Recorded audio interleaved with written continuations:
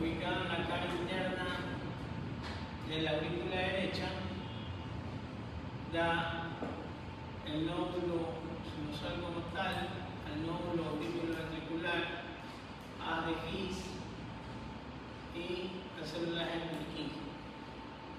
¿Sí? Antes que me olvide, porque ya lo vamos a ver, ¿sí? Nódulo sinusal, onda P. Nódulo auriculoventricular, onda PR. Nacimiento de las de His, onda Q.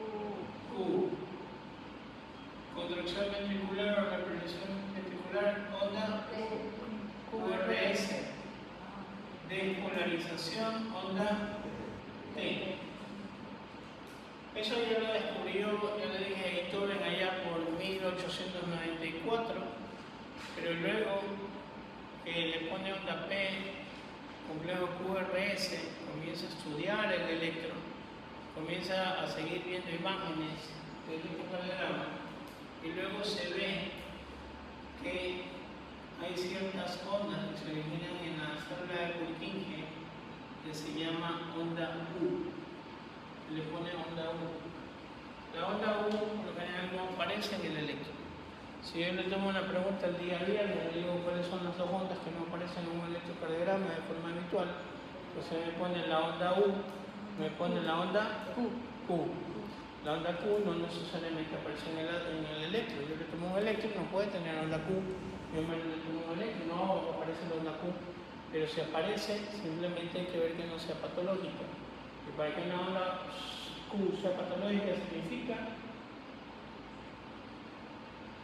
o para que una onda Q sea relevante significa, para que una onda Q sea patológica significa que sea mayor que un cuadrito, es decir, que tenga mayor de 2 milímetros de amplitud, 2 milivoltios de amplitud, o que sea mayor a 0.04 milisegundos, es decir, de un cuadrito por un cuadrito. Entonces, normalmente el impulso empieza aquí, pero hay nódulos de anterógrados y retrógrados, o nódulos de reentrada. ¿Qué significa?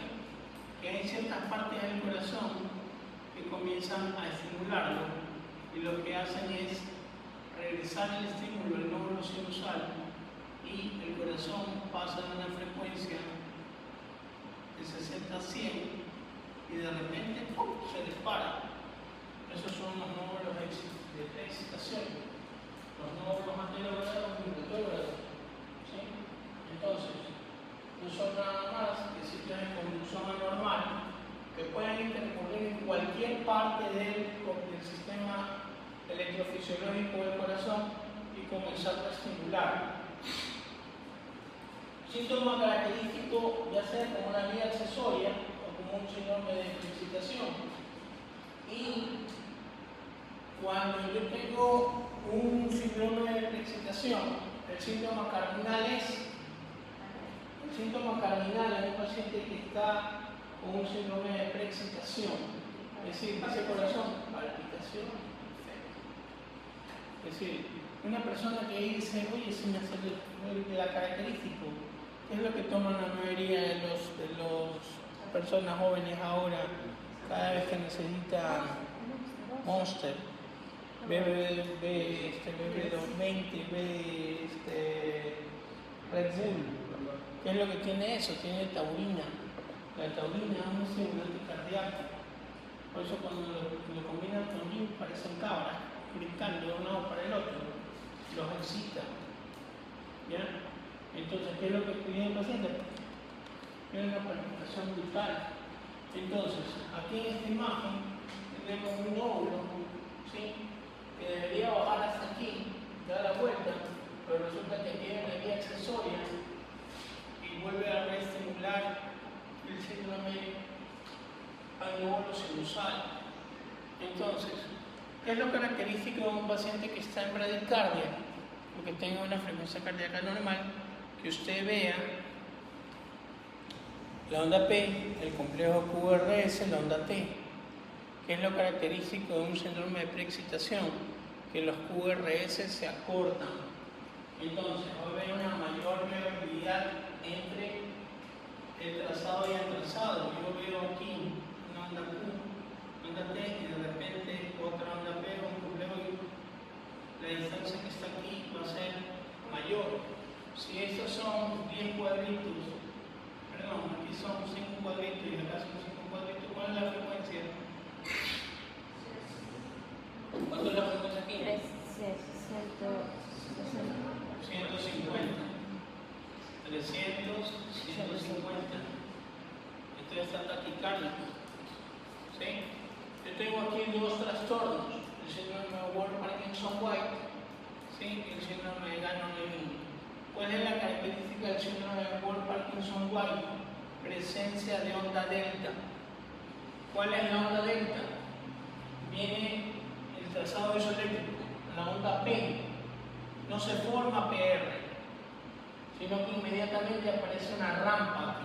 Mira, una rampa. Esta rampa se llama onda delta. Viene la taquicardia o el complejo QRS, no se forma onda Q. Viene el punto isoeléctrico, la onda T y sigue. De igual manera aparece el otro latido, una onda P que se cabalga sobre el complejo QRS, pero con una rampa. Esta rampita que se llama aquí se llama onda delta.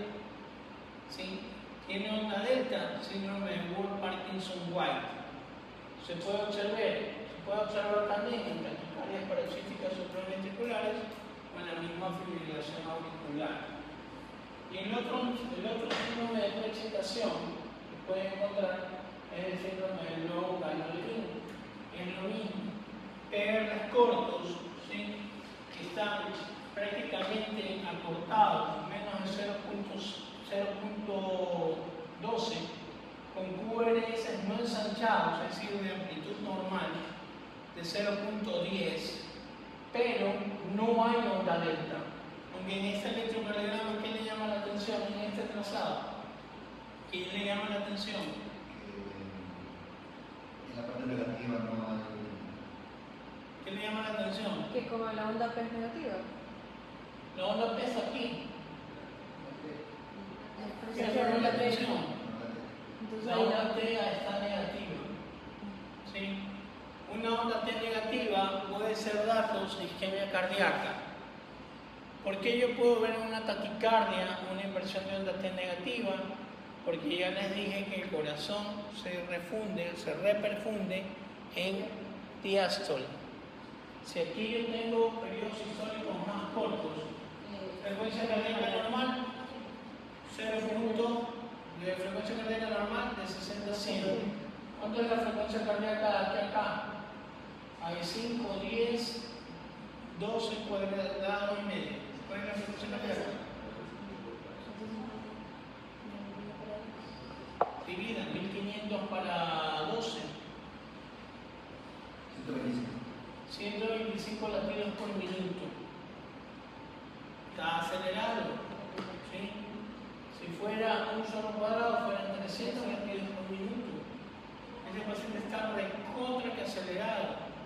Entonces, si yo encuentro que un electrocardiograma, yo les doy un electro donde los complejos QRS están más cortos o más pegados uno con otro, lo primero que ustedes dicen es que el paciente está en taquicardia. ¿Será una taquicardia como tal dentro de la arritmia o si no será un síndrome de preexcitación? Si tiene onda delta, síndrome de Ward-Parkinson-White. Si no tiene onda delta, síndrome de Gannon-Levin. ¿Ya? Y de igual manera, aquí lo que hay son QRS normales, es decir, de amplitud variable, pero de velocidad normal, de 0.12.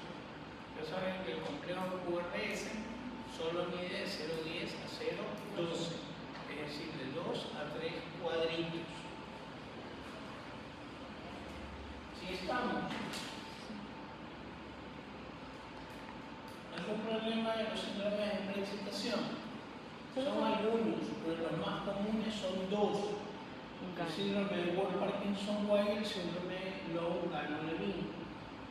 Jeremy, ¿cuál es la diferencia entre un síndrome de Wolff-Parkinson-White y un síndrome de Lorgan-Levin? La presencia de onda delta. Ambos son QRS estrechos, ambos son QRS normales, ambos son PRs cortos, pero la diferencia es que el síndrome de Wolff-Parkinson-White debe tener onda delta. ¿Cuál es la onda delta? La rampita que se forma en el montaje del onda P en el segmento PR. ¿Sí? Isquemia, lesión, infarto. Cuando yo me iba a graduar de médico, un doctor, no me acuerdo muy bien si fue el doctor Montero o el doctor Bodero, le digo, mira Alvancillo, cuando tú te vayas a graduar hay 8 enfermedades o 10 enfermedades que tienes que saber o saber, manejar, porque lo vas a ver toda tu vida. Primero, neumonía. Segundo, tuberculosis. Tercero, insuficiencia cardíaca. Cuarto, infarto agudo de miocardio. Quinto, hemorragia digestiva. 6, diabetes. 7, enfermedad renal. ¿Sí? 8, eventos cerebrovasculares. Son las enfermedades que por lo generalmente hay. Por lo general ahí aparezca algo raro por ahí. Son las que normalmente va a haber. Lo que pasa es que estudienlas bien. Y diabetes. Son enfermedades que va a haber. Quién no es hipertenso, quién no es diabético, quién no se va a infartar. Léalas, reléalas, vuélvalas a leer, y vuélvalas a leer, y vuélvalas a leer. Isquemia, infarto, lo va a ver de aquí hasta que se muera. Todo paciente con dolor precordial, manéjalo como una isquemia. Entonces, isquemia, lesión, infarto es lo mismo. La respuesta es no. ¿Sí? Es la secuencia de que va a salir un infarto. ¿Sí? Circulación coronaria, tienen que saberlo. Y se las voy a tomar el día viernes. Miren que les estoy diciendo. Circulación coronaria, les voy a tomar el viernes. Y les adelanto, circulación coronaria va en el examen de simulación en el final. Ya tienen una pregunta. ¿Ya? ¿Cómo que no? Porque yo le iba a tomar, No tengo la culpa que no sepa calcular el grado. ¿Ya? Circulación coronaria tienen que saber, porque dependiendo dónde está la cara cardíaca lesionada, ustedes tienen que saber cuál es la arteria coronaria afectada. Tienen que saberlo. Entonces, cuando yo tengo una circulación coronaria alterada, lo primero que empiezo es con el isquemia. Cuando yo quiero valorar si ese ventrículo, las aurículas se pueden infartar, la respuesta es sí, pero el infarto ocurre principalmente en los ventrículos. ¿Por qué? Porque cuando viene la arteria coronaria derecha e izquierda, ¿sí? Y la coronaria izquierda da el tronco principal, se divide en dos ramas, por general, si la arteria se infarta arriba, el paciente se murió porque hay un infarto masivo. Por lo general, siempre se infarta en las marginales o en las ascendentes. Y el segmento que compromete, por lo general, es los ventrículos. Entonces, si el problema está en los ventrículos, la onda que yo voy a vigilar es la onda T. Si el problema está en los ventrículos, yo tengo que ir a ver la onda T. Entonces, ¿qué es lo que voy a encontrar acá? Es, por lo general, una onda T invertida. ¿Sí? Pero ¿cuál es la característica de la onda T invertida? Que siempre tiene que ser profunda. Yo no solamente voy a ver una variante de la onda T, porque a lo mejor en el electro anterior, ¿sí? En este, yo encuentro una onda T invertida, pero a lo mejor, si yo digo una T, a ver, ¿quién me sorprende? Por 0.5 en inyección en aula. Si yo le digo esa onda T invertida es normal. Tiene una respuesta. ¿Cuál es la respuesta?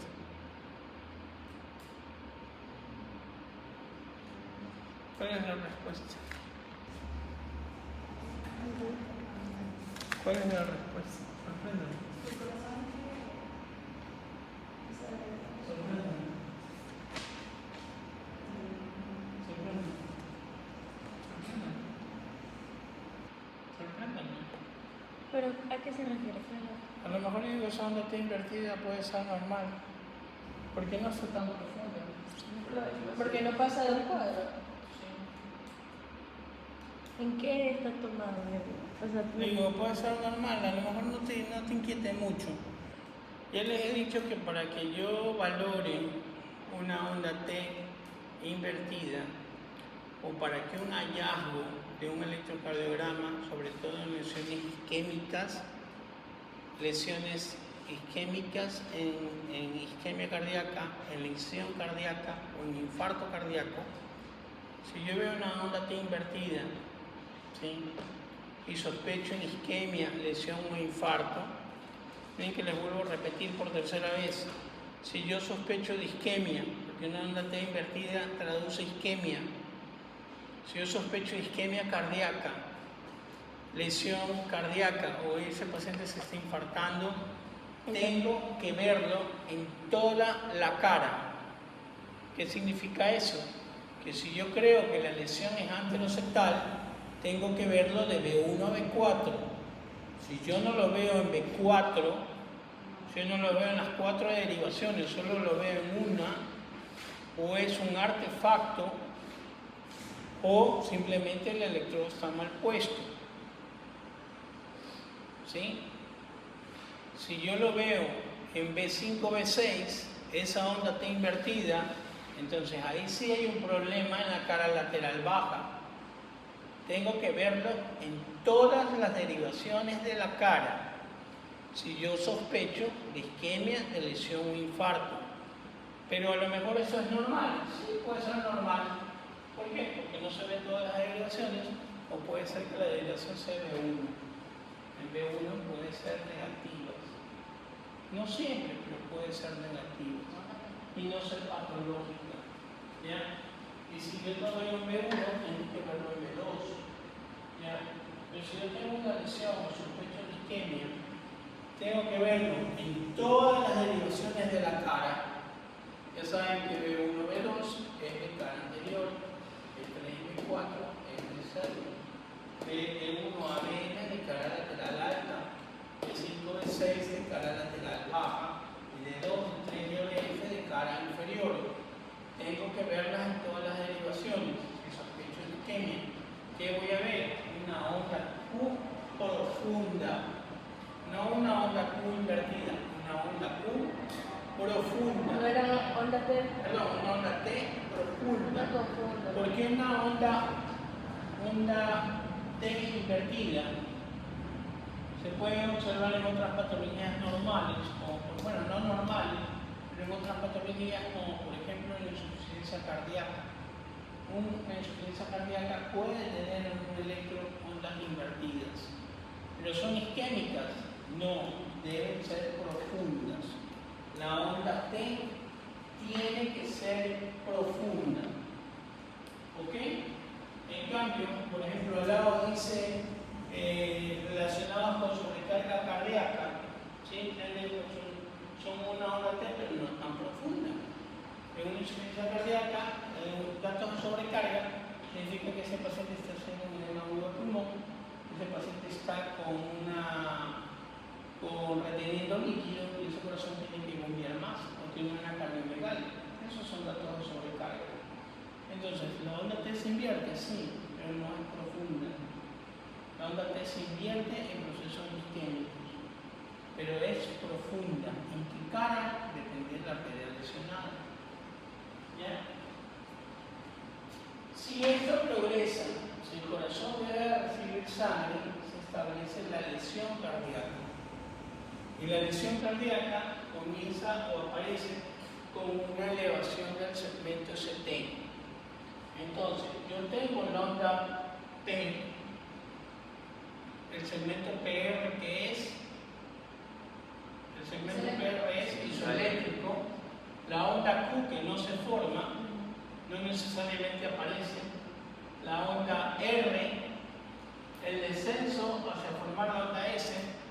inmediatamente aparece una elevación. ¿Han escuchado cuál es el punto J? ¿Cuál es el punto J? Roque, ¿cuál es el punto J?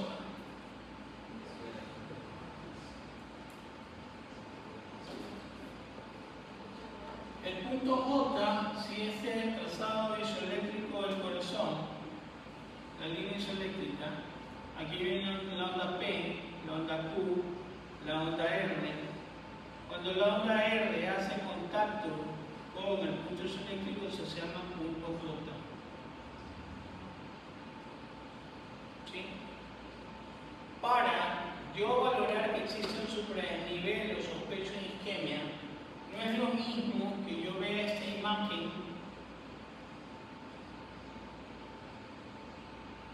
a que yo vea esa imagen. Aquí no hay punto J. Para formar punto J tiene que bajar y volver a subir. ¿Sí? ¿Lo observan? Si yo veo eso aquí, en donde es como una rampa, yo digo, bueno, a lo mejor esto es una pericarditis, a lo mejor existe un empastamiento del complejo QRS. ¿Se han visto que cuando uno pide un estudio de imágenes dice relacionar con hallazgos clínicos? ¿Sí? En imágenes dice, el radiólogo no sabe qué es, dice, pero por relacionar con hallazgos clínicos. A veces cuando nosotros no sabemos qué sucede en el electrocardiograma, ¿sí? Yo lo que puedo poner, o a veces yo coloco y pongo acá, trastornos inespecíficos de repolarización cardíaca con QRS empastados. ¿Por qué? Porque por lo general esto mide más de 0.10 y segundo, si eso está ancho, significa que el ventrículo tiene algún problema. ¿Qué es? No lo sé. Pero existe un empastamiento con trastornos específicos de repolarización cardíaca. ¿Por qué? Porque algo está haciendo que ese impulso cardíaco se prolongue. ¿Ya? Entonces, aquí lo que existe es un empastamiento, pero no hay punto J. Para valorar punto J, tiene que disminuir el punto y volver a subir un supradesnivel. Basta que el supradesnivel sea de 1 milivoltio, es decir, de un cuadrito, para considerarse supradesnivel. Las causas de tener un supradesnivel del segmento ST son 4. No hay más causas de un supradesnivel del segmento ST, que son el infarto agudo de miocardio, segundo, la pericarditis aguda, tercero, aneurismas ventriculares y cuarto, el síndrome de Brugada. ¿Qué está con sueño? ¿No lo dejaron dormir? ¿Estaba portándose mal esta semana? Que se duerme. Síndrome de Brugada, aneurismas ventriculares, infarto agudo del miocardio o una pericarditis aguda. Son las únicas causas que ocasionan supradesnivel del segmento ST. No hay más. No hay más. Si usted ve un supradesnivel del segmento ST que lo compara con el PR mayor de 1 milivoltio, usted dice, aquí hay una lesión cardíaca. Más aún si se forma punto J. ¿En qué cara? Dependiendo de la derivación. Se pone lesión cardíaca en cara anteroseptal, lesión cardíaca en cara lateral alta, lesión cardíaca en cara inferior. ¿Sí estamos? Y luego, si eso progresa, la arteria comenzó a tapar, aparece un infarto. Y para que exista un infarto cardíaco, aparece ¿quién? La onda Q. aparece una onda Q septal. Pero ¿cuál es la característica de la onda Q?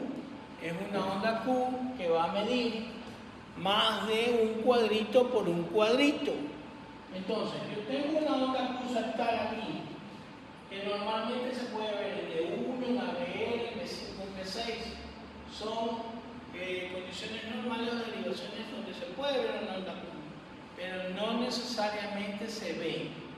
Si usted alcanza a ver una onda Q normal en cualquier derivación, tiene que medir 1 por 1. Pero si esa onda Q es más profunda, ¿cuánto tiene amplitud esta onda Q? 5 milivoltios de amplitud. Piense que ese paciente se infartó. Más aún, si puede existir un aplanamiento de la onda T. ¿Sí? Muchas veces los infartos posteriores terminan con aplazamiento de la onda T y presencia de onda Q. Pero hay unos infartos que se dicen infartos sin onda Q. No necesariamente va a haber onda Q, pero lo que existe es una inversión de la onda T. Esto es un electrocardiograma normal. Aparece la lesión cardíaca, que puede ser una onda T invertida. Aparece el infarto con el supranivel del segmento ST. Al cabo de horas comienza a aparecerse o comienza a formarse la onda Q con presencia del supranivel del segmento ST. Aparece la onda Q, o mejor dicho, sigue el infarto, que ya se ve la onda Q, con la inversión de la onda T. Y luego, a medida que progresa el infarto, la onda T regresa a ser positiva y lo que queda como secuela es presencia de onda Q.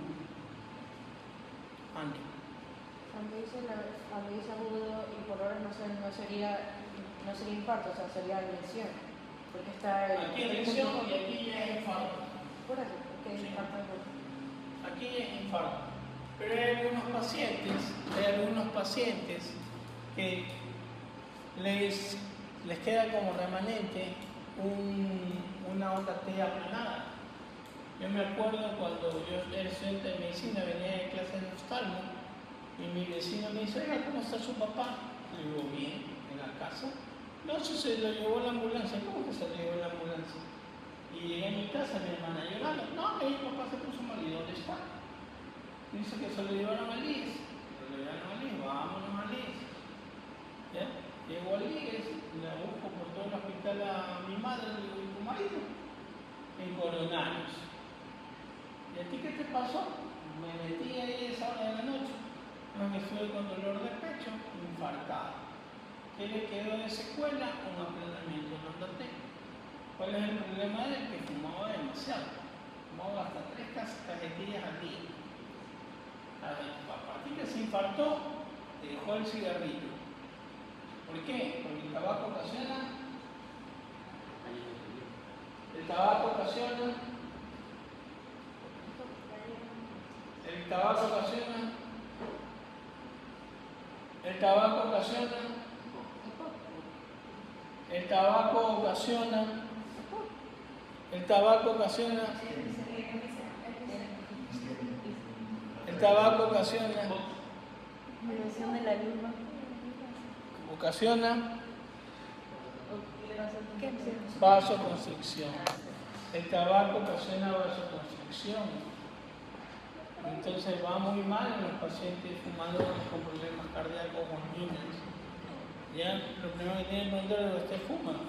Aparte de una mala alimentación, está llevando a vasoconstricciones sostenidas. ¿Ya? Oiga, levántese, vaya a tomarse un café. Y nos trae a todos. No toma café. Esos son infartos antiguos. Puede haber QS, eso se llama QS, con inversión de la onda T o simplemente la presencia de la T invertida. ¿Sí? O presencia de QS, presencia de Q patológicas. Un infarto antiguo son QS muy profundos con supraniveles del segmento ST, porque esto es un supranivel del segmento ST. ¿Sí? Aplanamientos de la onda T, puede haber QS aparece como inversión de onda T o simplemente ondas profundas. Mayor de 1 milivoltio, habla de infartos activos. Estos son infartos en presencia de onda Q. Pero aquí lo que llama la atención, esos son infartos sin onda Q. Pero ¿qué es lo que llama la atención? El infranivel del segmento ST. ¿Sí? El infranivel del segmento ST. ¿Cuál es la característica de la circulación cardíaca?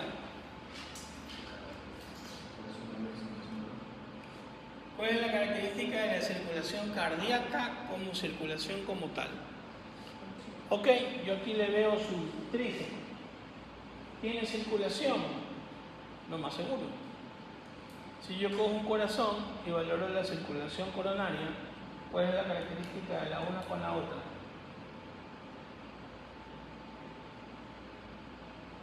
¿Cuál es la característica de la circulación coronaria? La circulación coronaria es una circulación externa.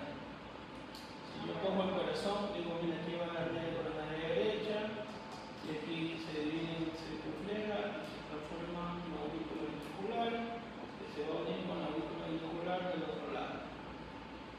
Es una circulación término terminal. ¿Sí? Pero es una circulación externa. Yo puedo seguir los pasos, pero en el músculo no, porque aquí van las fibras musculares y en medio de la fibra va el vaso sanguíneo. Si alguien tiene una cortadura acá, inclusive de la piel, yo seco aquí la piel, yo inclusive en los labios de la herida puedo ver los vasos que se seccionaron y las gotitas de sangre que van saliendo por la herida. Entonces dice, golpea aquí, es poner una pizza de mosquito directamente sobre el vaso que está sangrando, lo cauterizan y deja de sangrar. Pero el corazón no puede hacer eso. Tú ligas un vaso y literalmente ocasionas una isquemia. ¿Ya? Entonces, ¿cuál es el problema de la circulación? Que si esta es la pared cardíaca, la arteria va para aquí afuera. ¿Y cuál es la característica? Que puede dar vasos rectos o vasos perforantes. ¿Sí? Entonces, ¿cuándo aparece un infradesnivel del segmento ST? ¿O qué ocasiona un supradesnivel del segmento ST? ¿Sí? Un infradesnivel del segmento ST más de 1 milivoltio traduce infartos subendocárdicos. ¿Qué es un infarto subendocárdico? ¿Qué es un infarto subendocárdico? Por debajo del endocardio. Digamos que está los framurales, que es todo el segmento, los endocárdicos es un tercio interno, son infartos parciales. ¿Sí? Es decir, eso se llama pericardio, eso se llama miocardio y eso se llama endocardio. ¿Sí? Si yo voy de la pared cardíaca, subendocárdicos significa que se está infartando lo de acá. ¿Sí? ¿Por qué ocurre eso? Porque si aquí hay una oclusión arterial, la circulación no pasa para acá. Entonces la porción distal del corazón comienza a sufrir. Y esto el cuerpo lo traduce como un infradesnivel del segmento ST. Entonces, causas de infradesnivel del segmento ST, infartos subendocárdicos. Pero luego al día siguiente le tomo un electro y resulta que el electro es normal, porque probablemente esto se revirtió. Esto se revirtió.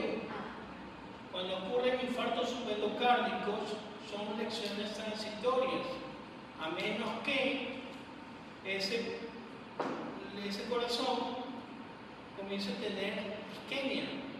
Porque si hay isquemia, ¿qué es lo que debería haber? ondas T invertidas.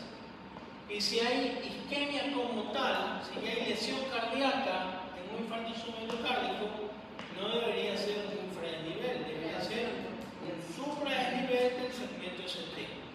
Entonces, causas de infradesnivel del segmento ST, varias, pero en la cabeza, un infarto subendocárdico. Otra causa, intoxicación por digitálicos. Otra causa, taquicardias. Pueden ocasionar infartos o infradesniveles del segmento ST. Pero si yo veo un infradesnivel del segmento ST, yo lo puedo ver en el infarto no Q o lo puedo ver en el infarto subendocárdico, es decir, en un segmento de la pared, no en toda la pared completa. Este es un síndrome coronario como tal, es lo que ya hemos venido hablando. ¿Alguna pregunta de lesión isquemia o infarto? Ya saben diagnosticar síndrome de preexcitación y ya saben diagnosticar isquemia, lesión e infarto. ¿Sí?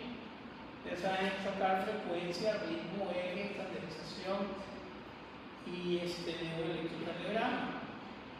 Dilatación o hipertrofia ventriculares. Ahora vamos con las arritmias.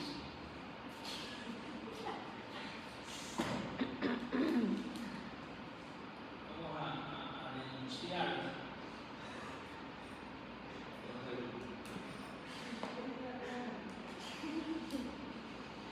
Luego dice, es que no entiendo.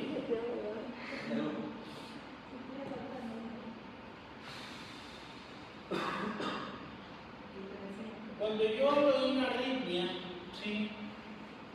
Una arritmia no es nada más que una alteración de la frecuencia cardíaca. ¿Sí?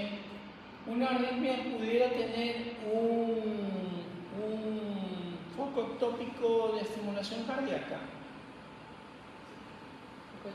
Sí, foco ectópico significa que no empieza en el nódulo sinusal, sino que está descargando en otro lado. Sí, pero ¿cuál es la diferencia? Que ese nódulo es un nódulo aislado. Sino que viene el nódulo sinusal y resulta que acá, esta parte del corazón, está que descarga, y yo lo puedo ver en el trazado. ¿Cómo lo veo en el trazado? Yo tengo que tener indicadores que tienen que ser onda P, segmento PR, onda Q, QRS, onda T. Esa parte tengo como un electrón normal, tengo que estar metido en mi cabeza. Y yo comienzo a desglosar qué es lo que aparece. Y para poder valorar bien una arritmia, ¿qué derivación tengo que valorar? ¿Qué derivación en el electrocardiograma? ¿Qué derivación en el... La distancia de las R. Dedos largos. Entonces, una arritmia, cualquier alteración de la frecuencia cardíaca, muchas arritmias no son normales, otras aparecen por estimulación simpática, fármacos, trastornos electrolíticos. Yo lo que tengo que valorar es la famosa tira de ritmo. Y una arritmia se manifiesta como palpitaciones, ¿sí? Característico en personas jóvenes. Los adultos mayores como tal rara vez tienen palpitaciones, ¿ya? Esos se infartan y vienen con dolor cordial. Pero muchas veces los adultos jóvenes piensan que me brinca el corazón. Y muchas veces, es el medicamento. Se toma un antibiótico, se toma un ansiolítico y pueden ocasionar alteraciones arrítmicas. Puede ser de origen sinusal, de focos ectópicos, de reentrada, inclusive en los síndromes de preexcitación o en trastornos de conducción. Y las arritmias son todas estas, son muy amplias, pero vamos a ver las más importantes. ¿Ya?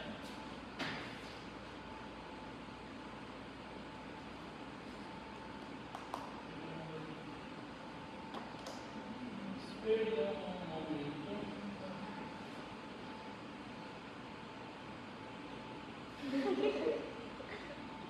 ¿Qué le pasa?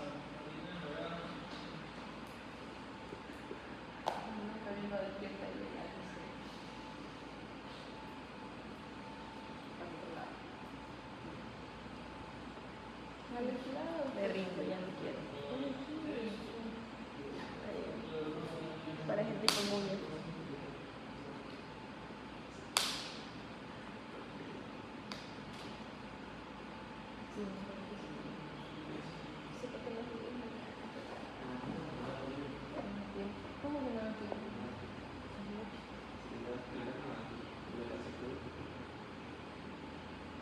Purito.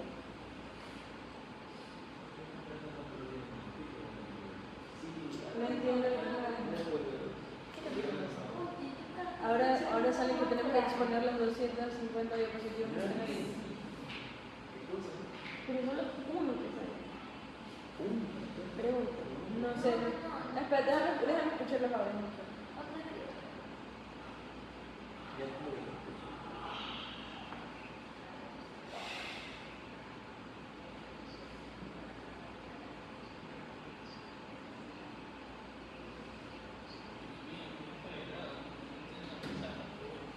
A ver, vamos primero con el flute y la Que no va a dividir las diapositivas, pero no se puede tocar las diapositivas que precisas. flúter o aleteo. Aleteo ventricular, auricular. Si el problema está en un flúter auricular o una fibrilación auricular, el problema está en la auricular En la onda y la onda involucrada es la onda Onda P. P. Por lo general, para yo saber si es un flúter o un aleteo, por lo general muchas veces digo, veo en el dedo largo. Ya saben que si yo tengo sospecha que mi paciente tiene una arritmia, tengo que valorar dedos largos. Y lo primero que usted tiene que coger cuando valora un electrocardiograma, yo me hago un electro, no tengo ni noción de lo que me están dando. Lo primero que valoro en un electrocardiograma es primero que esté estandarizado, es decir, que tenga o la muesca o aquí abajo, y segundo, que tenga dedos largos. Si tiene dedos largos, tengo que valorar dedos largos. Y comienzo a ver morfologías de ondas. Onda P, complejo QRS, onda T. Y lo primero que valoro es la onda T. ¿Por qué? Porque una de las diferencias en saber si es flúter o es fibrilación auricular es que tengo una onda T, mejor dicho, que tenga complejos QRS estables. Es decir, que la distancia Entre R y R. de R a R sea igual. ¿Qué es lo que se llama las ondas, el flúter auricular? Son reemplazadas por las famosas ondas de F o ondas de flúter, ¿sí? Con una frecuencia de 250 a 300 latidos por minuto. Y lo que yo veo aquí es muy similar a un bloqueo auriculoventricular en donde veo 2-1, 3-1, 4-1, ¿sí? Es decir, 2-3 ondas P antes del complejo QRS. ¿En qué tipo de bloqueo había 2-1, 3-1, 4-1? ¿En qué tipo de bloqueo había mayor presencia de ondas P? En el MOVIX 2, correcto. En el bloqueo auriculoventricular de segundo grado, MOVIX tipo 2.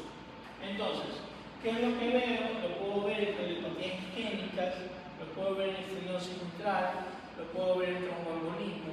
Pero si yo veo que hay varias ondas P y todas tienen la misma secuencia, como cuando uno va al mar y ve las olas del mar que van una sobre la otra, y los complejos auriculos, los complejos QRS son simétricos a la misma distancia, a la misma cantidad de cuadros, lo más seguro es que sea un flúter. En cambio, en la fibrilación auricular, en donde la frecuencia cardíaca puede llegar inclusive hasta 650 latidos por minuto, las ondas P son reemplazadas por un relajo de trazado, en donde yo veo las famosas lentes o sierras de serrucho, en donde yo veo las famosas ondas F de fibrilación, en donde yo lo que veo es ondas de cualquier complejo QRS. ¿Sí? ¿Y cuál es la característica de esto? Que son asimétricos. ¿Qué frecuencia cardíaca hay aquí? 125. ¿Qué frecuencia cardíaca hay aquí? 100 latidos por minuto. ¿Qué frecuencia cardíaca hay acá? 70. Cada vez sigue 150. ¿Qué frecuencia cardíaca hay acá? Otra vez 100. ¿Qué frecuencia cardíaca hay acá? 100. No, más de 100. ¿Qué frecuencia que tiene que llegar? Primero 5 cuadrados, 300. 300. 150. 100. 75 latinos, aquí hay 75, aquí hay casi 150, aquí hay 125. Si por algún motivo llega a hacer toca este trazado, usted aquí encierra y pone frecuencia de 200, acá encierra y pone frecuencia de 60, frecuencia de 75, para saber que es un electrocardiograma arrítmico. ¿Qué pasó? Déjalo nomás. ¿Ya? Pero lo que tiene que ver acá, lo característico, es que los complejos QRS son asimétricos. Son asimétricos que me buscan en el hospital. Pienso para qué están que me buscan en el hospital y saben que yo entro a las 3:30. ¿Ya? Y saben que los hombres tienen una condición. ¿Qué estamos? Fibrilación auricular y flútero. A ver, ¿cuál es fibrilación y cuál es flútero? Fibrilación o flútero.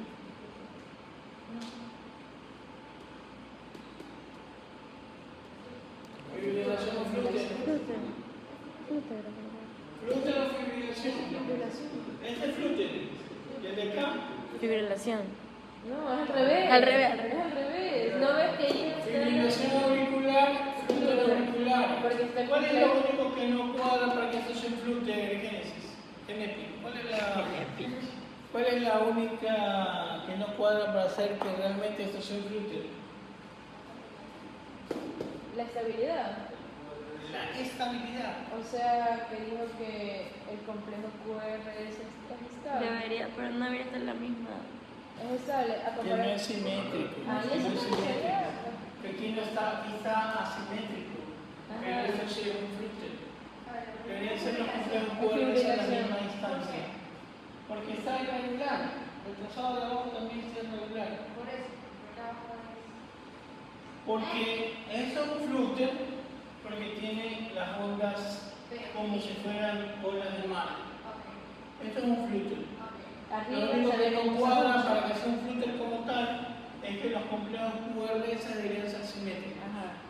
Pero acá es un trazado irregular, ondas por todos lados, eso es una fibrilación auricular. ¿Sí? ¿Y cuál es la característica? Que los complejos QRS son irregulares.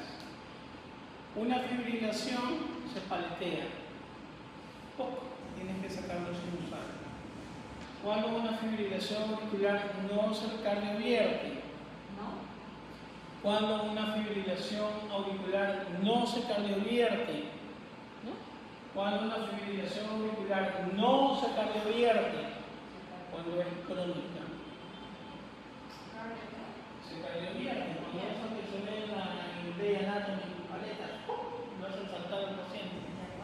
¿La fibrilación auricular se cardiovierte? La respuesta es sí. ¿Cuándo no se cardiovierte? Cuando es crónica. ¿Qué significa que es crónica? Cuando tiene mucho tiempo. O si un paciente debuta con fibrilación auricular y yo tengo que cardiovertirlo, la respuesta es ¿qué tiempo tiene con esa fibrilación? Si esa fibrilación tiene más de 48 o 72 horas, no se cardiovierte. ¿Por qué? No, ¿por qué? ¿Por qué, Alex? ¿Por qué? ¿Por qué? Cuando una, o sea, te refería Porque cuando... una fibrilación yo no la puedo cardiovertir. ¿Qué significa fibrilación? No, fibrilación, el corazón tiene que hacer esto.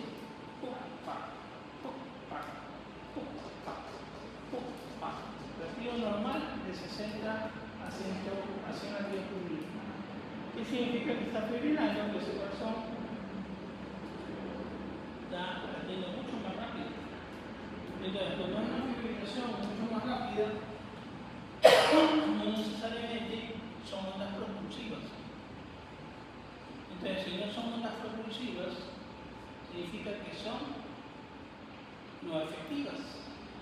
Al no ser efectivas, significa que hay exceso sanguínea. Y si hay exceso sanguínea, aparecen coágulos. Aparecen coágulos. Porque si usted tiene sangre estancada, se van a formar coágulos.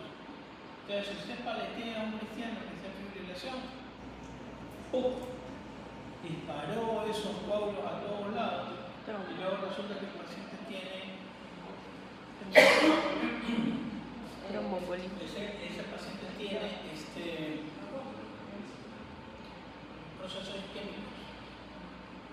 ¿Cuáles son las complicaciones más raras de un infarto agudo de miocardio?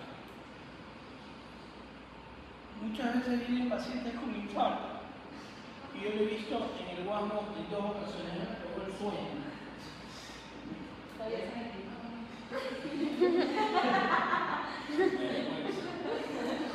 Yo lo he visto en 2 pacientes en el guasmo, y lo había leído y nunca lo había visto.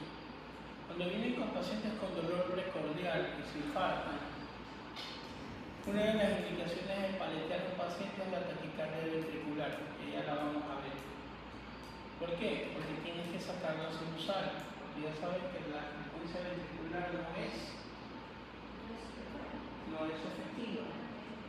Una frecuencia ventricular o un latido ventricular no es efectivo. El eje cardíaco tiene que estar regulado por el nódulo sinusal.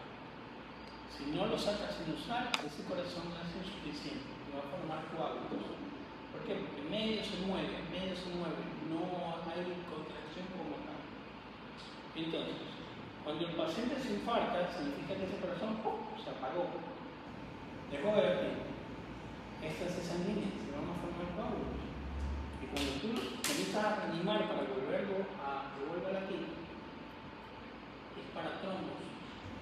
Y el sitio donde un infarto de miocardio lanza trombos es en la arteria mesentérica, en la mesentérica superior. En 2 pacientes postinfartados comenzaron con dolor abdominal y luego que tuvieron isquemia de la mesentérica. Qué raro. Otras complicaciones son arritmias ventriculares, otras complicaciones son el síndrome de Dreyer, que es una pericarditis cardíaca, ruptura de pared, ruptura de cuerda tendinosa, ruptura de cuerda tendinosa, son complicaciones postinfarto. El sueño. Entonces, otro tipo de arritmias es la taquicardia paroxística supraventricular. ¿Qué significa paroxístico? Que parece de la nada, ¿sí? El paciente está bien y de repente aparece de la nada. Muchas taquicardias supraventriculares pueden desencadenar unas extrasístoles, ¿sí? Hay circuitos de reentradas. Y aquí lo que aparece es una pseudo-R. Usted ve la onda T, un PR corto, el complejo QRS y una R pequeñita. No es lo mismo que en el bloqueo de rama derecha, donde se veía la R', es decir, una R pequeña y la segunda R grande. En el bloqueo de rama derecha, acá se ve al revés, una R normal y una R pequeña, se llama R y pseudo R. ¿Ya? Acá se puede ver también, asociado a un síndrome de Wolff-Parkinson-White. Pero para hacer eso, un síndrome de una taquicardia supraventricular paroxística, no un síndrome de Wolff-Parkinson-White que debería tener onda delta. El niño se ve que tiene onda delta. Pero si aquí estuviera más inclinado, fuera una taquicardia supraventricular asociada a un síndrome de Wolff-Parkinson-White. ¿Y cómo lo distingo del uno del otro? A ver, ¿quién se lo ocurre? ¿Cómo lo distingo del uno del otro? Por lo que dijo de la onda R. Por la presencia de la onda R pequeña, por la presencia de la pseudo-R. Si tiene una pseudo-R más onda delta, es un síndrome de Wolff-Parkinson-White que está relacionado a una taquicardia paroxística supraventricular. Si solo encuentro la onda delta y no encuentro las R normal, lo que tengo es una taquicardia, un síndrome de Parkinson-White, pero si no se encuentra una R, una pseudo R, entonces una taquicardia supraventricular. ¿Sí estamos? ¿Ya? Las ondas P son regulares, los complejos QRS son regulares. En la taquicardia auricular multifocal no es nada más que un latido, ¿sí? Son ritmos irregulares, significa onda P entre 100 y 200, lo que se ve un automatismo con un foco de entrada. Viene el latido normal, viene el latido normal, y de repente existe una descarga en una onda P en donde no existe asimetría. ¿Sí? Estos van normales, y de repente ¡pum!, dispara un latido, ¿sí? Una taquicardia auricular multifocal, y se dispara un latido que no respeta los intervalos, pero son complejos QRS normales. Todos los QRS tienen la misma distancia, menos este.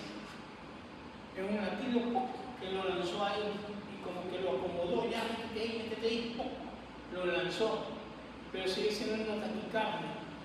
¿Ya? Sigue siendo una taquicardia. ¿Ese cómo se diferencia? Me perdí. ¿Que se va a comenzar a desvestir usted o qué? Pero espere.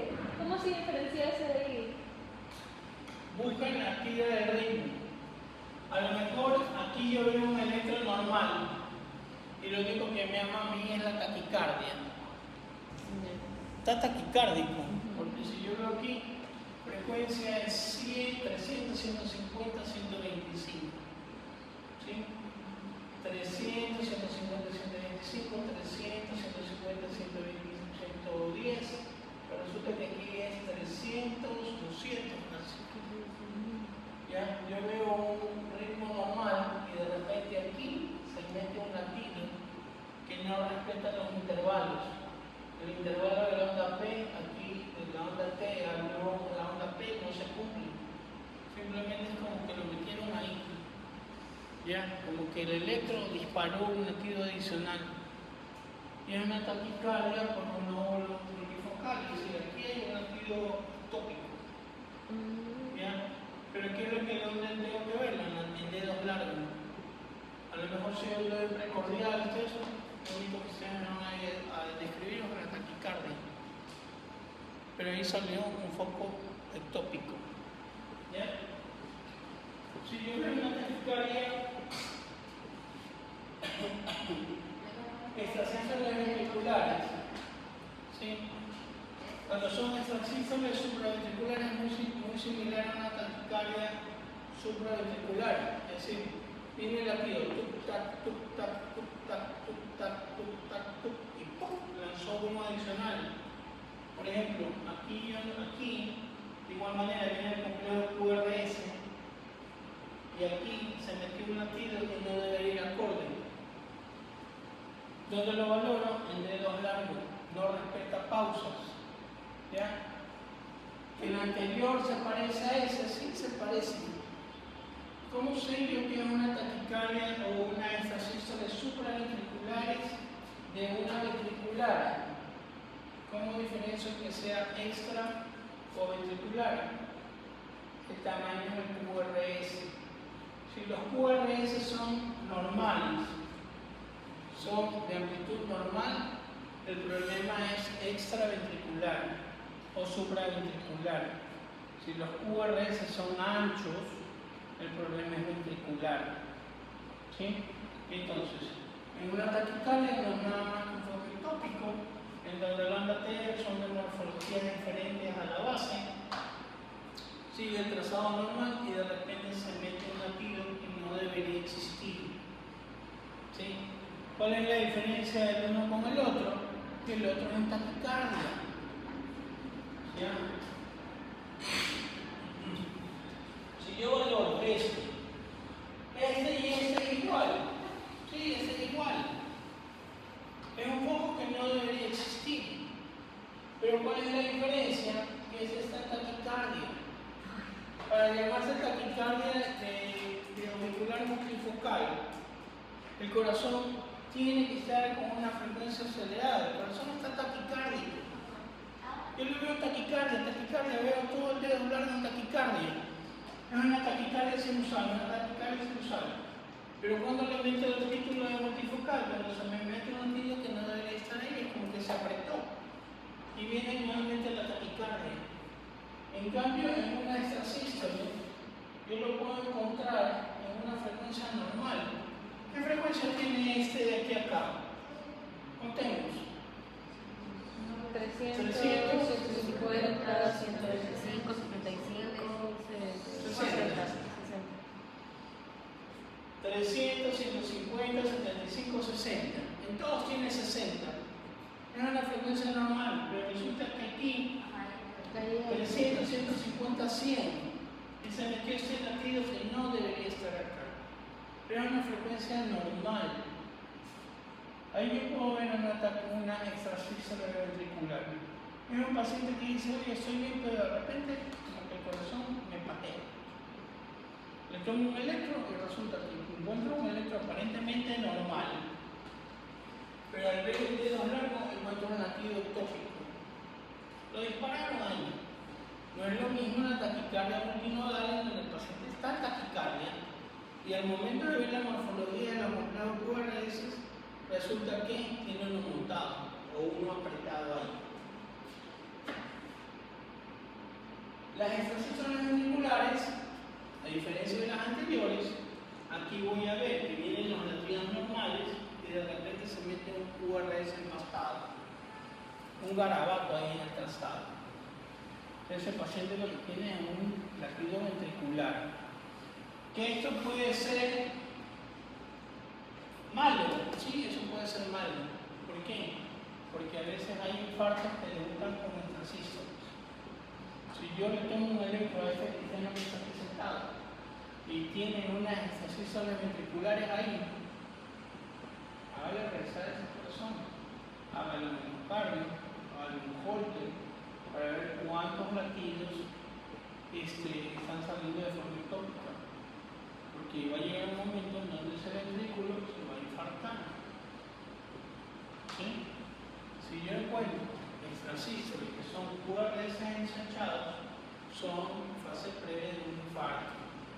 Si yo veo una extrasístole supraventricular, bueno, puede ser un signo de preexcitación. A lo mejor no es tan malo.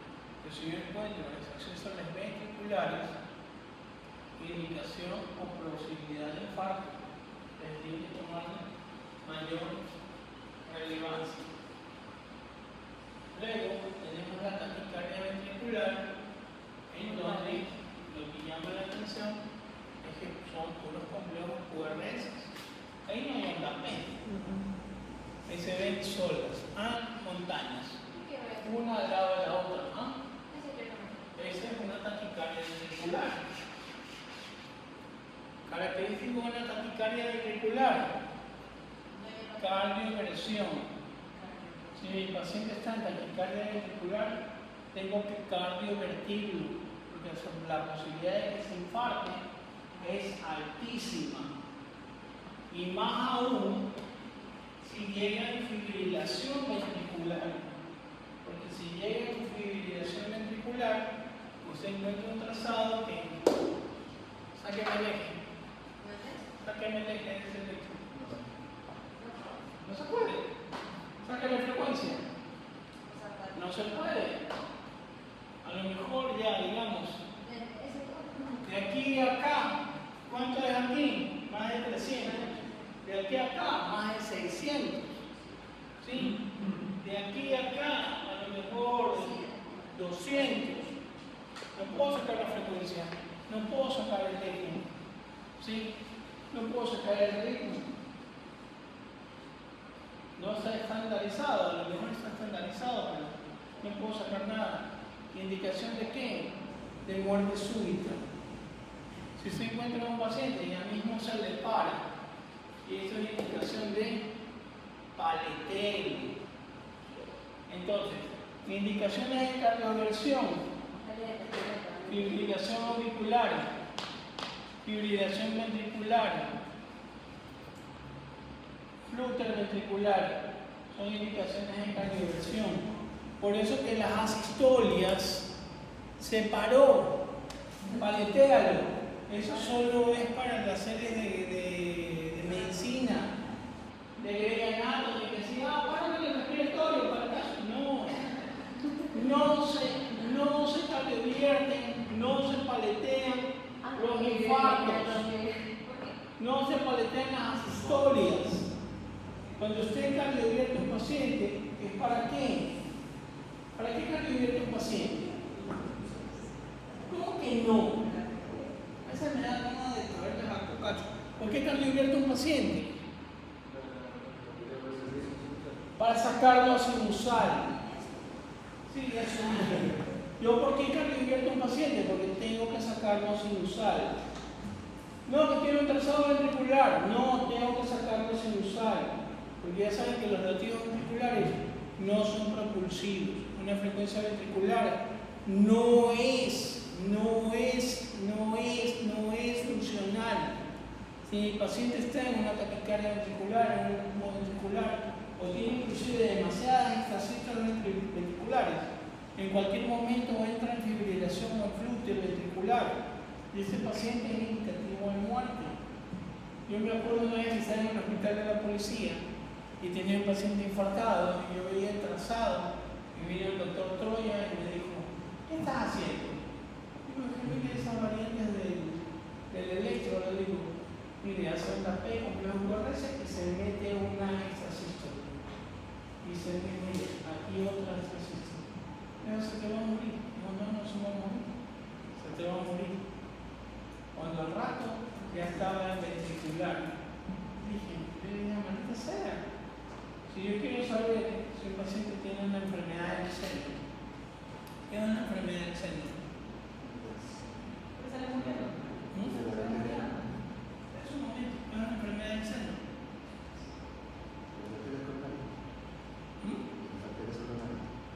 Una enfermedad del seno es una enfermedad del seno coronario, donde empieza el latido.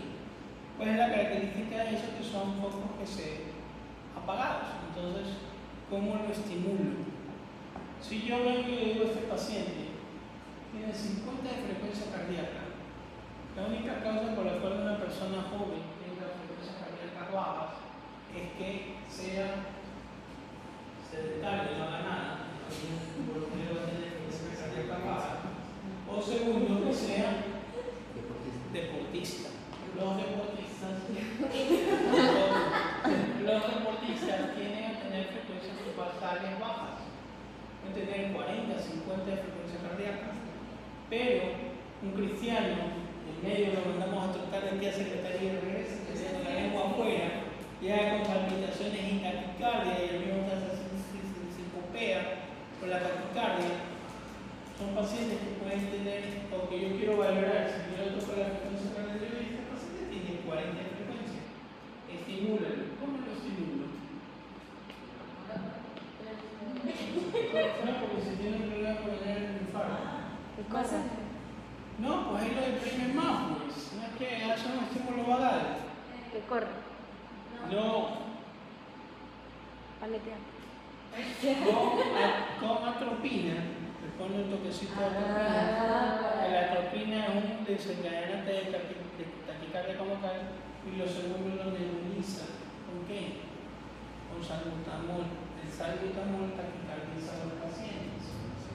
Entonces, resulta que mi paciente tenía una frecuencia cardíaca y entraba bradicardia. Y yo, atropina, entonces volví a salir a sinusal.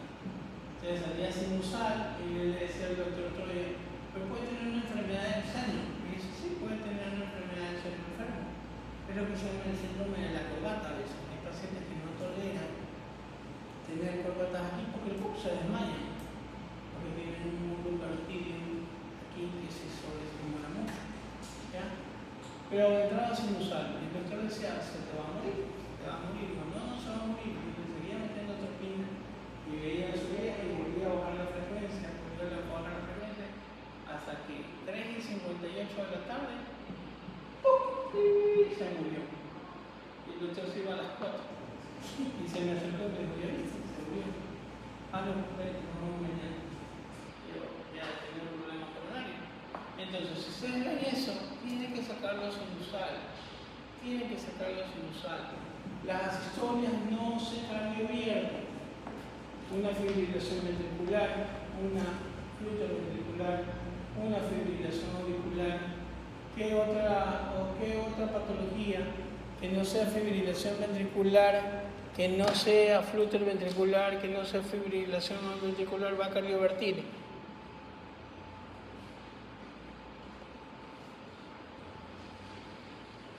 ¿Cuál otro cardiovierte? Matías, ¿cuál otro cardiovierte? Carlos, ¿cuál otro cardiovierte? Bien, ¿cuál otro cardiovierte? Dios mío, he ganado una semana. Oye, siempre me pregunto cuando yo hago una vez pública todos los viernes, lo primero que me pregunto es, ¿mis alumnos estarán aprendiendo? Sí. ¿Están aprendiendo? ¿Qué están aprendiendo? Ah, ¿por qué a veces? ¿Por qué a veces? No, ¿Están yo no aprendiendo? entiendo, pero... ¿Qué otra patología que le ¿Cuál?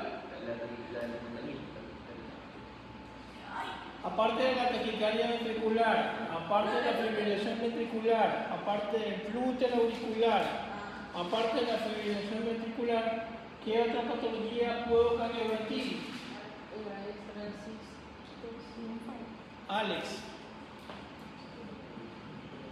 ¿La que viene a dormir? ¿Cuál más? Los bloqueos aurículos ventriculares de tercer grado. Un bloqueo auricular ventricular que es candidato a marcapaso. Tiene que cardiovertirlo a ver si lo sacas inusual. ¿Por qué? Porque el corazón y la aurícula van de un lado para el otro. ¿Ya? Y por último, las misceláneas. ¿Sí? Se cardiovierte. Misceláneas, aquí tenemos los trastornos hidroelectrolíticos. A la cabeza, hipercalemias o hipocalemias. La hipercalemia no es nada más que el aumento del potasio dentro de el torrente sanguíneo. Valor normal de potasio.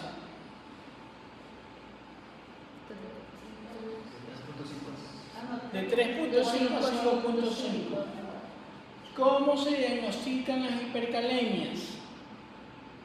El único método para ver si en verdad un paciente tiene un potasio alto o un potasio bajo es con un electrocardiograma.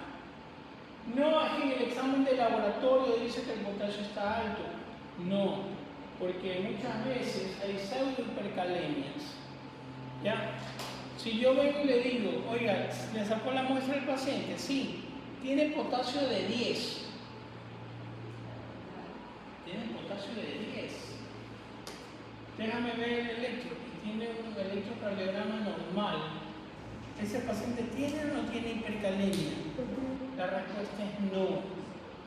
El único que en verdad traduce que existe hipercalemia o que existe hipocalemia en un paciente es que tenga un electrocardiograma alterado. Porque cuando yo le clavo la aguja a un paciente, ¿sí?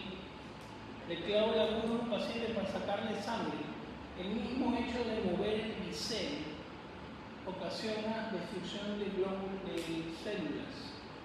¿Sí? Y el potasio, ¿dónde está un mayor porcentaje? Intracelular. Entonces, si usted destruye una célula, libera el potasio en torrente sanguíneo. Entonces está haciendo falsas lecturas.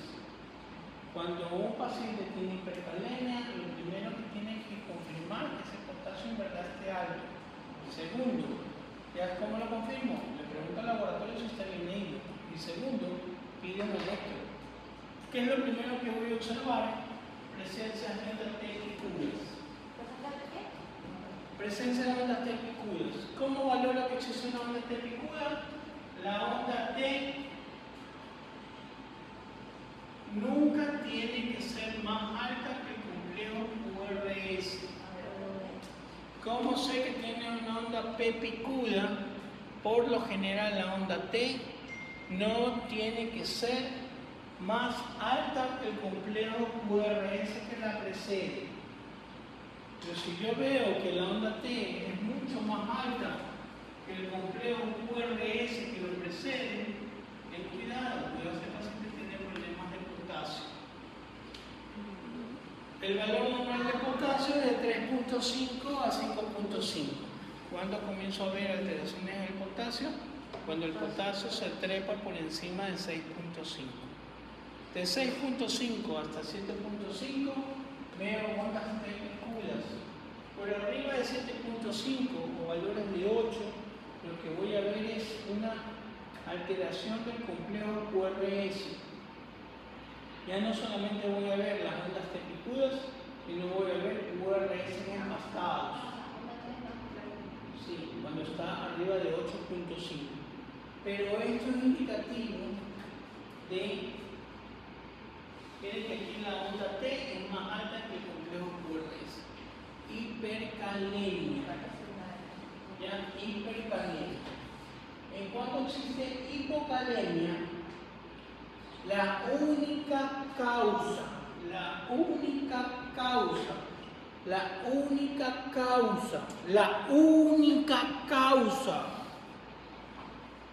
a menos que sea una variante normal, de presencias de onda U en un electrocardiograma, la única causa de presencias de onda U en un electrocardiograma, yo tengo onda P, complejo onda Q, complejo QRS, onda T, y otra muestra que se forma inmediatamente posterior a la T, que es la onda U. La única causa de aparición de onda U en un electrocardiograma es potasio bajo, una hipocalemia. Si mi paciente tiene 2 de potasio, 2.5 de potasio, y yo quiero saber si ese electro en verdad es normal, le pido un electro. Si ese potasio es real, le pido un electro. ¿Qué es lo que debo encontrar? Una onda U. ¿Qué otra patología me da presencia de onda U? ¿Qué otra patología me da presencia de onda U? ¿Qué otra patología me da presencia de onda U? Síndrome de excitación. ¿Qué? ¿Qué otra patología me da presencia de onda U? ¿Qué otra patología me da presencia de onda U? ¿Qué otra patología me da presencia de onda U? No viene con pantalón roto. ¿Qué otra patología me da presencia de onda U? ¿Qué otra patología? Ninguna más. La única patología que me da presencia de onda U es la hipocalemia. ¿Cuál más? Ninguna más. Solo onda U. En hipocalemia. En cambio, si mi paciente tiene una hipo o hipercalcemia, el problema va a estar en el PR, fase 2 del electrocardiograma, del impulso eléctrico. ¿Y qué voy a encontrar? Si hay una hipocalemia, hay una prolongación, ¿sí?, del intervalo QT. Hay intervalos QT alargados. Y se va alargando hasta que ese paciente se murió. Y en la hipercalemia voy a encontrar intervalos más cortos. ¿De qué? Del PR. Yo me acuerdo una vez que llegó al hospital un paciente que tenía por ejemplo, si un paciente tiene un calcio elevado, un potasio elevado, tiene que bajarlo. ¿Sí? ¿Cómo yo manejo un potasio elevado? Con diurético, lo hago orinar, la furosemida elimina potasio, le meto gluconato de calcio para estabilizar la membrana miocárdica, le meto insulina. ¿Qué es lo que hace la insulina? Mete el potasio dentro de la célula. ¿Sí? O le pongo resinas de calcio que pongo a nivel del tubo intestinal como el Regisarate. Si yo tengo un paciente con calcio alto, tiene que bajarlo. ¿Cómo lo bajo? Con fijadores de calcio. O igual calcio que se mete ¿a dónde? Dentro del hueso. Los famosos bifosfonatos. O hay estudios con galio o estudios de medicina nuclear para hacer detectar ese calcio. Porque el problema es que va a hacer infartar ese paciente. Los cubos T se acortan, y el paciente se termina parando. Una vez llegó un paciente aguano que tenía unas bolas acá, pero uno le pasaba la mano y era del hueso, uno sentía el contorno del hueso y aparecía una bola, como un callo. ¿Han tocado alguna vez un hueso fracturado? Se toca como un callo, es como una bola en el hueso. Uno sigue el contorno del hueso y de repente aparece como una bola. Entonces ese paciente tenía un hueso así como lleno de bolas. Entonces le dice, oye, he podido pedirle un calcio. Cuando pasa calcio de 14, el calcio normal es hasta 8. ¿Sabes qué? Mándale a comprar bifosfonatos, mándale a comprar se llama, los inyectados se llama ácido desoxirribonucleico. Si no hay bifosfonatos que son tomados y que comienzan a tomar, porque hay que bajarle ese calcio. ¿Sí? Hay que bajarle el calcio que se infarto. ¿Cuál de los dos era hipocalemia? Hipo prolonga, hiperaporta. ¿Ya? Luego tenemos una pericarditis. Una pericarditis que ocasiona Genepi. Una supra... ¿Qué ocasiona una pericarditis? supra desnivel de SP.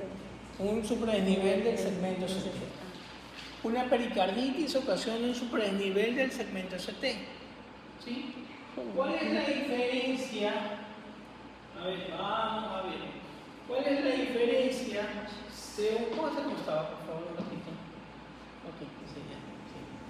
Miren lo que vienen a hacer los alumnos, hasta pintarse caritas en los brazos. A ver, vamos a ver quién se despertó. Por 0.5 atención en clase, atención en aula, o si no, por una pregunta el día del examen. ¿Cómo diferencio si el infarto agudo de miocardio se ve, una pericarditis da los mismos patrones que un infarto? Es decir, puede haber presencia de onda Q, puede haber supradesnivel del segmento ST, pero si yo le doy a usted un electro y le digo, lea el electro, y usted me dice, es una pericarditis, y usted me dice, es un infarto, y usted me dice, no, es un infarto, y usted me dice, no, es una pericarditis, ¿cómo yo identifico cuál es uno y cuál es el otro? ¿Sí o bien? ¿Por qué? ¿Por qué? Por el abandono. ¿Por Porque qué? es mayor. Que la bandera está bajando. ¿Por qué? ¿Por qué? Todo se tiene que ver con el Lo que él quiere. ¿Y ahí?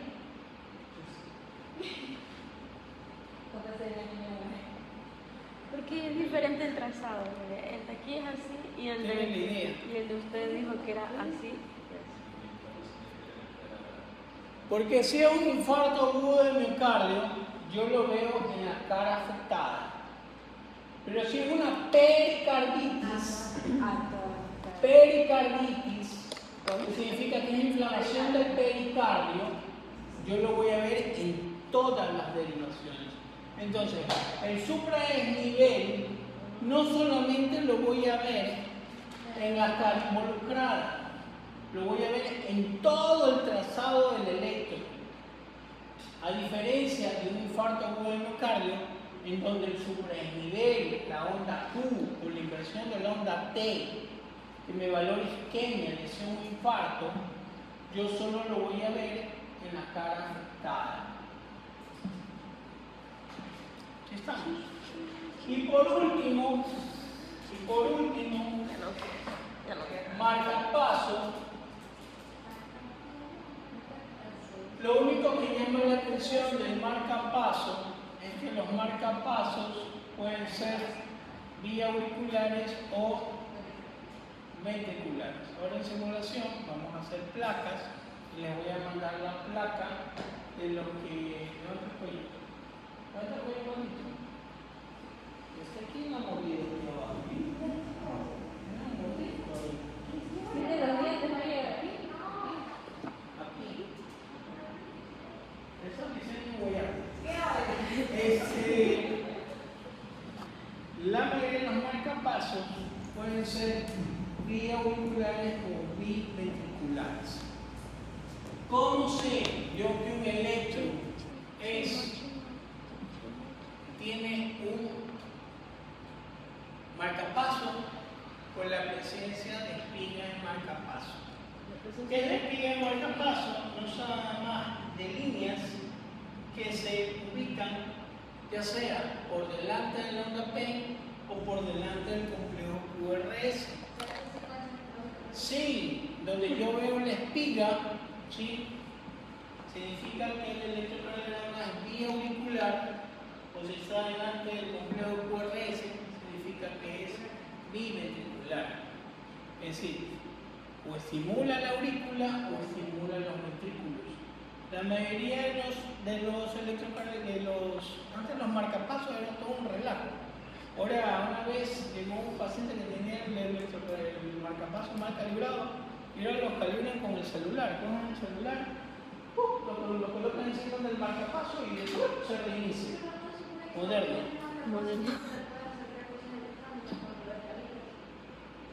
Para calibrar. Sí, pero según nosotros también está como que no podemos utilizar el Bueno, eso no sé. Pero ahí yo vi que se acercó y me vi, si ya está calibrado.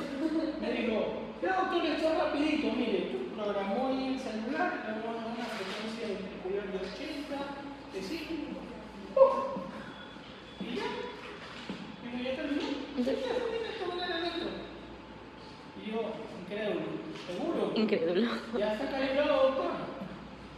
O sea, le tomé el electro y efectivamente se ven las ondas de marcapaso, que son estas espigas. Si está que pueden ir descalibrado. adelante o abajo. ¿Ya?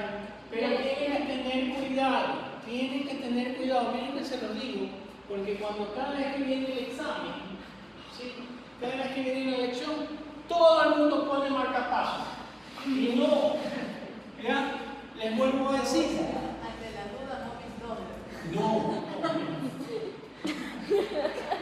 Cuando ustedes ven un electrocardiograma en el examen, o en cualquier electro que vamos a hacer práctica ahora en la simulación, yo tengo de 1, de 2, de 3. Tengo ABR, ABL, ABF. Tengo B1, B2, B3, B4, B5, B6. Aquí solo va a haber 2 latidos, ¿sí? 2 latidos, como mucho 3, ¿ya? Pero el equipo le pone estas figuras aquí, así, o le pone una línea aquí. Entonces, como ustedes ven aquí en el trazado y ve esto, ponen marcapaso. No, estas líneas que están aquí son para dividir derivación de derivación. Esto es B1, esto es B4. ¿Y cuándo sabemos Si usted quiere saber si hay línea de marcapaso, ¿dónde tengo que ver? Dedos largos, por lo menos ya se aprendieron algo. Muy bien, por lo menos ya saben que tienen que ir a buscar dedos largos en un electrocardiograma. Es mi derivación más importante. Si mi electro tiene tira de ritmo, tengo que ir a buscar todo en tira del ritmo. A menos que sea una patología propia que voy a diagnosticar en precordiales o arriba, como por ejemplo, rápido, como por ejemplo, uy Dios mío, como por ejemplo, sorprenda. Uy Dios mío, como por ejemplo, Como por ejemplo, si yo digo la mayoría de las patologías, usted va a buscar dedos largos. A menos que sea una patología que de ley tengo que diagnosticarla revisando precordiales o las otras. ¿Cuáles son? Como por ejemplo, como una hipertrofia ventricular. Para una hipertrofia ventricular derecha tengo que ver B1 y B6. O tengo que ver B1, B6 en ROS. Otra patología. Cardo. Dilatación auricular. Dilatación auricular no, porque puedo ver dedos largos. Bueno, infarto dependiendo de las caras. Otra patología. Otra patología. Otra patología.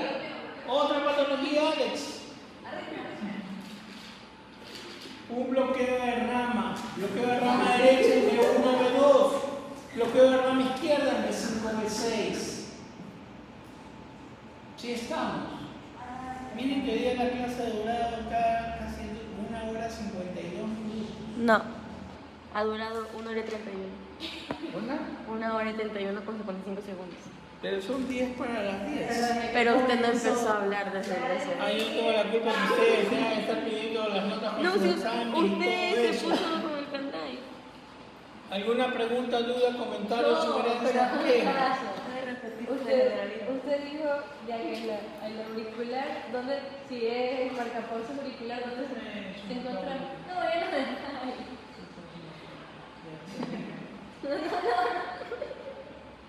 ya no. ¿Qué cosa? Si el marcapausas está en la aurícula. El yin y el yang. Su yin y su yang. ¿Ya? Si el marcapaso está en el aurículo, usted ve la espiga de marcapaso antes de la ronda P. Ya, eso quería que me diga. Y si usted ve la espiga de marcapaso antes del complejo QRS, ese marcapaso tiene actividad ventricular. ¿Se ve la espiga de marcapaso? Usted ve aquí. Usted ve aquí, complejo QRS y de repente aquí un palito. Aquí abajo o acá arriba. Pero tienen que ver en dedos largos, y encuentra aquí el marcapico. Aquí arriba. Y siempre en cada latido. ¿Marcapaso? ¿Ah? Sí, pero tienes que especificar qué marcapaso Puede es. ser así, puede ser una. ¿Qué marcapaso? ¿Qué marcapasos es? Arriba o abajo.